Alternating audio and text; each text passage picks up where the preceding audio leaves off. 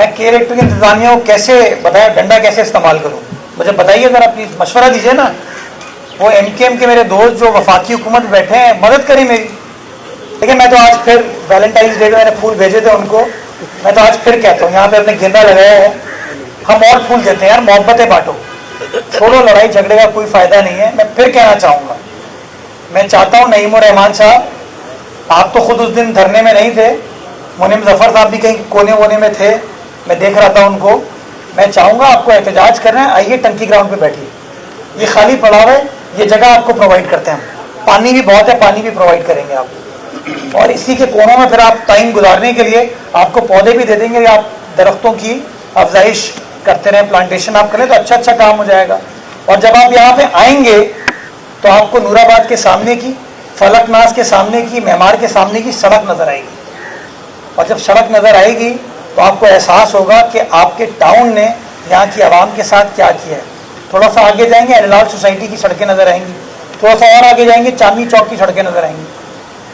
तो थोड़ा सा मेरी गुजारिश है अपने जमात इस्लामी के साथियों से, आप हुकूमत का हिस्सा हो। पता नहीं किस दुनिया में जो हुकूमत है वो एहतजाज कर रही होती सड़कों पर, सड़क ब्लॉक करके। तो सड़कें ब्लॉक करने का मकसद अवामी मसाइल हल करना नहीं है, बल्कि अवाम के मसाइल में इजाफा करना है, उनको तकलीफ में डालना है। और मैं चाहूँगा कि खुदारा इस सिलसिले को ये बंद करें। जितना एहतजाज करना है वो एमपी साहब असेंबली में कर सकते हैं, जितना एहतजाज करना है कोई ग्राउंड हम मुख्तस कर देते हैं, उस ग्राउंड में ये एहतजाज कीजिए, नो प्रॉब्लम, कोई आपके साथ चीज़ नहीं होगा। आपको इजाज़त भी मैं खुद दूंगा कि आप एहतजाज कर लें। मैं आपके सवाल से इत्तफाक नहीं करता। मुस्तफ़ा कमाल साहब तो लियाकताबाद पे थे शायद, हाँ साथ नहीं बैठ रहे लोग, हाँ। आई रेस्ट माई केस। मैं के इलेक्ट्रिक इंतजामिया को कैसे बताया, डंडा कैसे इस्तेमाल करूं, मुझे बताइए ज़रा प्लीज़, मशवरा दीजिए ना। वो एमकेएम के मेरे दोस्त जो वफाकी हुकूमत में बैठे हैं, मदद करें मेरी।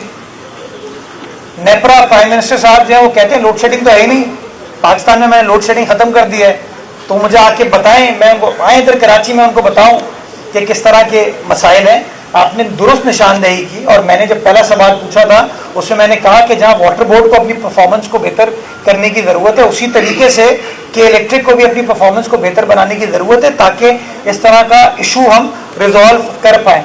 तो मैं तो अपने आप, हम सब ये कोशिश कर रहे हैं, लेकिन के इलेक्ट्रिक जो है ना वो जवाबदेह नहीं है शहर की इंतज़ामिया को या सूबे की इंतज़ामिया को। मैं तो बोर्ड पे भी नहीं हूँ उसके। तो ये वफाकी हुकूमत के दोस्तों से सवाल पूछे, हमारी मदद करें, और रोज़ मीटिंग तो कर रहे हैं ना आजकल कराची के मसाइल हल करने के लिए, कोई ना कोई कॉन्फ्रेंस तो कर रहे हैं ना, तो क्यों ना इसके ऊपर गुफ्तगू कर ली जाए, और ये भी सोच लिया जाए कि इलेक्ट्रिक किसके ज़माने में प्राइवेटाइज हुई थी और किसने फिर क्या क्या किया था। तो बाहर क्या है, परफॉर्मेंस मैं समझता हूँ हर पब्लिक यूटिलिटी प्रोवाइडर को अपनी परफॉर्मेंस को बेहतर बनाने की ज़रूरत है, बिकॉज लोग जो है चाहते हैं अच्छी परफॉर्मेंस मिले, लोग जो है अखराजात बेयर कर सकते हैं, प्रोवाइडेड आप उनको अच्छी फैसिलिटी प्रोवाइड करें। और अगर अच्छी फैसिलिटी हम प्रोवाइड करेंगे तो मैं समझता हूँ कि शहर की जो आवाम है उसको ज़्यादा तस्कीन देने में हम कामयाब हो पाएंगे। जी वकास। अच्छा मेयर साहब ये बता दीजिएगा, कल जो है वो गुज़िश्ता रात जमात इस्लामी की जानब से सिंध असम्बली के बाहर मैदान जंग बना रहा है, एक एमपी के सरबराही में एहतजाज किया गया, रेड जोन पे एहतजाज किया गया, जहाँ पर पथराव किया गया पुलिस पर, पुलिस के अफराद कुछ जख्मी हुए, उसके साथ जमात इस्लामी के कारकुनों को हिरासत में लिया गया। एक एमपीए सिंध असम्बली को लेके आता है, एक जत्था और रहनुमा बना देता है, वहाँ पर सीएमओ से अतराफ में रेड जोन का इलाका कहलाता है, एक्शन तो होता है लेकिन उसके बाद फिर छूट जाते हैं। क्या ये जत्था काम की बजाय सिर्फ एहतजाज पे इन्होंने फोकस किया हुआ है? कब हिकमत अमली बनाएंगे और कब ऐसा इनके खिलाफ एक्शन होगा कि दोबारा से इन जगहों पे एहतजाज ना हो? ट्रैफिक कई घंटे फंसा रहा है, हम खुद फंसे रहे वहाँ पर, तो रेड जोन में एहतजाज करना क्या ज़रूरी है किसी मखसूस पार्टी के लिए? वो कहावत है ना, जंगल में मोर नाचा किसने देखा। तो अगर वो शहर के किसी दूर दराज इलाके में किसी ग्राउंड में, टंकी ग्राउंड बहुत बड़ी जगह है, यहाँ पे आके अगर एहतजाज करेंगे तो फिर नज़र नहीं आएगा ना किसी को। तो एहतजाज का जो दायरा कार है वो रखते ही रेड जोन के पास है, शारे फैसल के पास है, ताकि शहरियों को तकलीफ दें, और जब शहरी तकलीफ में आते हैं तो फिर वो अपनी वीडियोस बनाते हैं, टीवी पर भी वो चीज़ हाईलाइट होती है। तो ये तो उनकी सोच है। जहाँ तक आपने कहा कार्रवाई का, आपको एतराज़ है कि उनको छोड़ दिया गया है?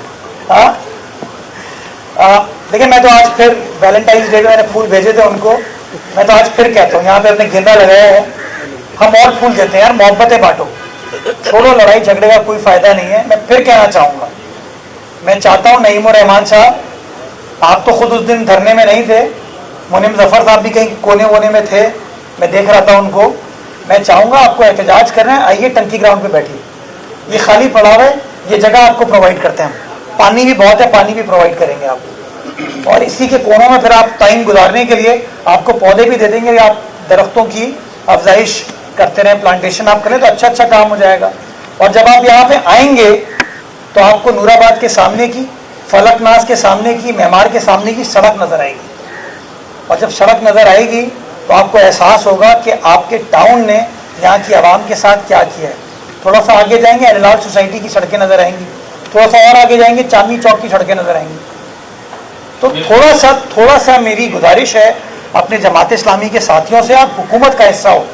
पता नहीं किस दुनिया में जो हुकूमत है वो एहतजाज कर रही होती है सड़कों पे, सड़क ब्लॉक करके। तो सड़कें ब्लॉक करने का मकसद अवामी मसाइल हल करना नहीं है, बल्कि अवाम के मसाइल में इजाफा करना है, उनको तकलीफ में डालना है। और मैं चाहूँगा कि खुदारा इस सिलसिले को ये बंद करें। जितना एहतजाज करना है वो MP साहब असेंबली में कर सकते हैं, जितना एहतजाज करना है कोई ग्राउंड हम मुख्तस कर देते हैं, उस ग्राउंड में ये एहतजाज कीजिए, नो प्रॉब्लम, कोई आपके साथ चीज़ नहीं होगा। आपको इजाज़त भी मैं खुद दूंगा कि आप एहतजाज कर लें। जी मेयर साहब, आप वाटर कॉर्पोरेशन में खड़े हैं, CM साहब की पॉलिसी भी है और गवर्नमेंट ने अनाउंस भी किया हुआ है। वाटर कॉर्पोरेशन के पानी का मेयार क्या है? क्लोरिनेशन कब लास्ट तक खरीदी गई थी, कितना उसका बजट था?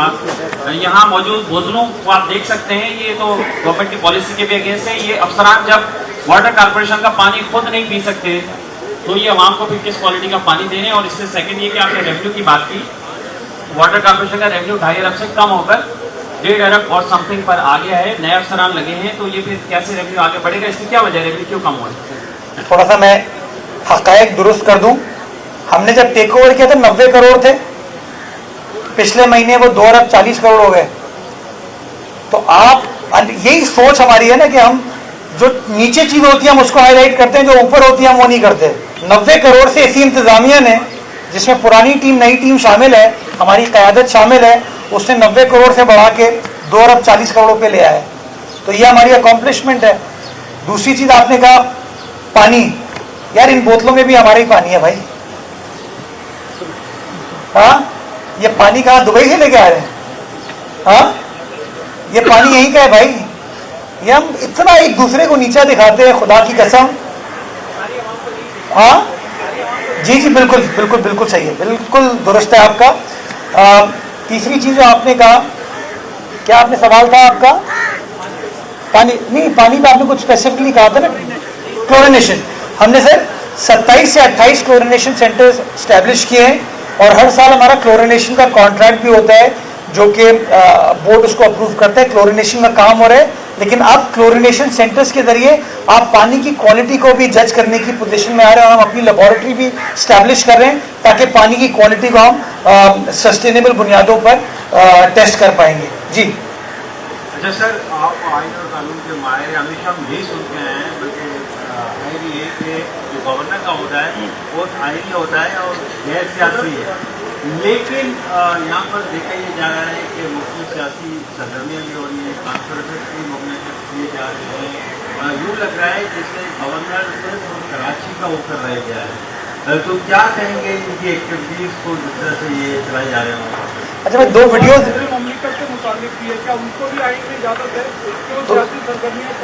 मैं 2 वीडियोस देख रहा था। मैं फिर क्लियर करता हूँ, कामरान टसोई साहब मेरे ज़ाती दोस्त हैं, लेकिन मैं देख रहा था वीडियो। एक वीडियो में वो खड़े हैं पीछे गवर्नर हाउस में, और एक सियासी शख्सियत कह रहे हैं कि 2024 के इंतखाबात ही दुरुस्त नहीं हुए, और 2018 की भी दुरुस्त नहीं हुए थे। और वो सरकारी जो रियासत का इदारा है वहाँ पे कहा जा रहा है। दूसरा, मैं एक और इवेंट देख रहा था, वहाँ पर भी ऐसी गुफ्तगू की गई जो कि अगेन मेरा ये मानना है कि दुरुस्त नहीं थी। गवर्नर हाउस में होती है, कॉन्वोकेशन वगैरह होती हैं, दावतें होती हैं, इवेंट्स होते हैं, वो हों बेशक अच्छी बात है, लेकिन मैं समझता हूँ सियासी सरगर्मियाँ जो हैं वो गवर्नर हाउस में नहीं हो सकती। और ये मैंने बात पहले जब इमरान इस्माइल साहब थे तब भी ये कही थी, और कामरान साहब को भी मैं ये कहूँगा, अगर किसी को सियासत करनी है तो फिर वो इलेक्टेड ओहदे की तरफ आ जाए, इलेक्टेड ओहदे पर बैठ कर काम करे, वो तमाम चीज़ों। बाकी कामरान साहब अगर कोई समाजी काम करना चाहते हैं, 100 बिस्मिल्लाह, वो समाजी काम करें, लेकिन वो समाजी काम को सियासत से जुदा करके करना पड़ेगा। ये नहीं हो सकता कि रियासती जो बिल्डिंग्स हैं उसको आप सियासी अखाड़े के तौर पर इस्तेमाल करें।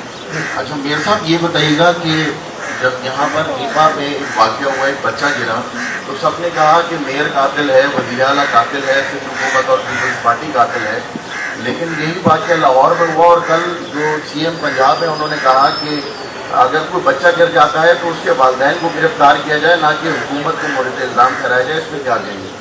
मैं इस पर यही कहूँगा कि जब हमारे साथ होता है तो आप लोग क्या करते हैं, और उनके साथ होता है तो मैं क्या कह सकता हूँ उसके ऊपर। कुछ कहूँगा तो वो नाराज हो जाएंगी। फिर शेयर एरोगेंस, लाहौर में बारिश होती है तो मौसम खुशगवार हो जाता है, कराची में तबाही हो जाती है। तो ये थोड़ा सा मेरे ख्याल में एक जो इनकिसारी का फुकदान है, हमें थोड़ी सी ह्यूमिलिटी अपनी अप्रोच में लाने की ज़रूरत है, और अल्लाह ताला हम सबको हम्बल रखे। जी छुट्टी। अच्छा मेरे साथ दो सवाल हैं। एक तो सवाल ये है कि रमज़ान मुबारक का आगाज़ होने वाला है, कराची की जो सड़कें हैं बड़ी ख़राब है, खुदी नहीं है, गली मोहल्ले खुदे में, क्या सिटी मॉडल अफ्तार के वक्त में ट्रैफिक संभालेगा? ये चीज़ें सारी देखिए प्लान हो गया। और दूसरा कि MQM पाकिस्तान का मरकज़ हैदराबाद में कहलाया जाता है, लेकिन तमाम सियासी जो काम हो रहे हैं वो गवर्नर हाउस के अंदर बैठ के हो रहे हैं, यहाँ तक कि MQM के इजलास भी अब गवर्नर हाउस में बुलाए जा रहे हैं। तो ये कानूनी तौर पर सही है कि MQM का तमाम सियासी सेटअप जो है वो वहाँ से चलाया जा रहा है, क्या ये सही काम हो रहा है गवर्नर हाउस में? अच्छा, आपने पहला सवाल जो वार्डन्स के हवाले से किया, वार्डन्स बिल्कुल रमज़ान मुबारक में इफ्तार के टाइम पे सड़क पर ड्यूटीज़ परफॉर्म करेंगे। एक ज़माने में ये वार्डन्स किसी के घरों में परफॉर्म करते थे, अब ये सड़कों पर आ गए और इंशाल्लाह आपको काम करते हुए नजर आएंगे। ये इनकी बुनियादी जिम्मेदारी है। जहाँ तक आपने MQM की सियासी सरगर्मियों की बात की, मैं आपके सवाल से इत्तफाक नहीं करता। मुस्तफ़ा कमाल साहब तो लियाकताबाद पे थे शायद, हाँ, साथ नहीं बैठ रहे लोग। हाँ, आई रेस्ट माई केस।